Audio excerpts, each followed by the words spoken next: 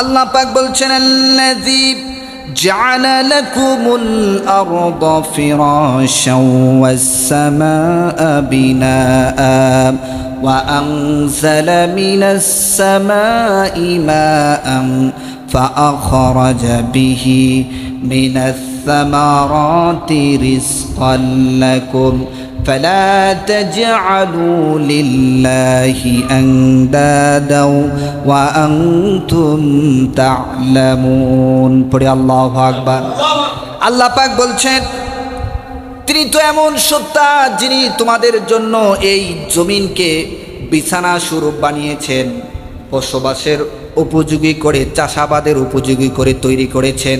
আর আকাশকে বানিয়েছেন ছাদ স্বরূপ। আকাশকে শুধু ছাদ স্বরূপে বানান নাই, ওই আকাশ থেকে তিনি বৃষ্টি বর্ষণ করেন। সেই বৃষ্টি যখন জমির উপর পড়ে সে জমি উর্বর হয়। আর আল্লাহ পাক বলছেন সে উর্বর জমিন থেকে আমি তোমাদের জন্য রিজিক, শস্য, ফল ফলাদি বের করে আনি। সুবহানাল্লাহ। এই জমিনকে আল্লাহ তাআলা আমাদের জন্য বসবাসের, চাষাবাদের উপযোগী করে সৃষ্টি করেছেন। কথা বলেন ঠিক না?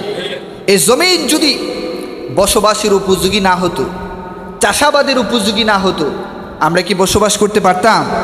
আল্লাহ বলছেন তারপর আকাশ থেকে আমি পানি বর্ষণ করি, আর সে পানি যখন জমিনে পড়ে সে জমিন উর্বর হয়।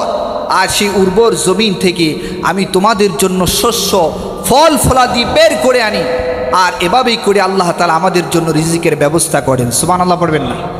এই যে আমরা এখন ধান কাটতেছি,